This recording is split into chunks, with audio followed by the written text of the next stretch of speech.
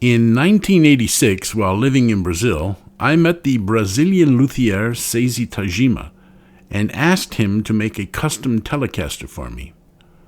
It was a beautiful candy apple red with an ebony fretboard and Tajima custom pickups. It was an absolute joy to play.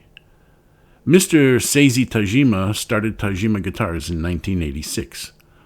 And in 1996, Marutech Music acquired Tajima.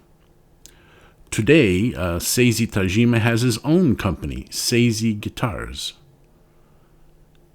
I was recently inspired to buy a G&L Tribute Legacy guitar in Candy Apple Red from Gorman Brothers Music in Syracuse, New York, as it reminded me of my custom Tele Mr. Tajima made for me all those years ago in Brazil. The standard Tribute Legacy, it comes with the pickups. There's 3 G&L CLF 100 Alnico 5 single coils, which are made in Fullerton, California. The guitar that I bought, it comes with a Seymour Duncan Little 59. The Seymour Duncan Little 59 pickup has a slightly stronger treble emphasis than a traditional PAF with an added articulation. It's single coil sized humbucker, and it's got a nice balanced PAF-like response for big full chords and fat punchy solos. The 4-conductor lead wire gives you access to parallel and split wiring options for added versatility.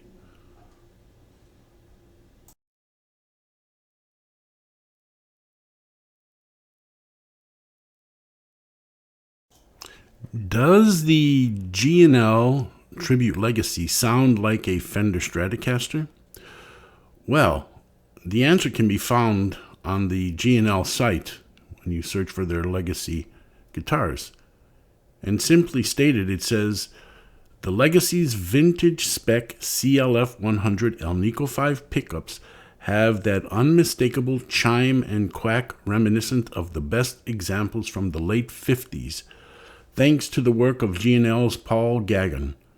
Gagnon found his inspiration reviewing original prints stored in Leo's private laboratory at G&L.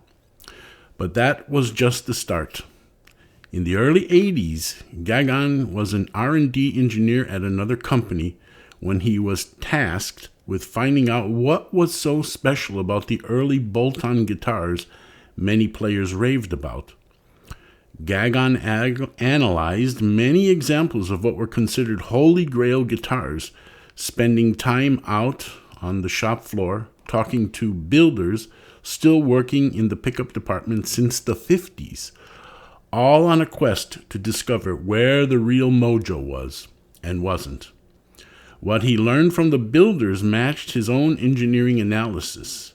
You see, back in the day, the actual spec of pickups coming down that old production line varied considerably. That meant coming up with the right specs for the Legacy pickups was more challenging than simply following the prints. Gagnon's persistence paid off as the Legacy garnered rave reviews from both players and magazines like Guitar Player and Guitar World. The G&L Tribute Legacy is not a clone of the Fender Stratocaster by any means. It's a tone machine unto itself. In my opinion, you can get more tones out of the Legacy than you can out of the Strat, but that's something you'd have to experience for yourself. And in the future, I'll be posting some sound samples of the Legacy, and for you to hear how Strat-like it can sound and how much more it can sound like. It's really a fine quality guitar from the G&L company. Take a look at it and you will be surprised.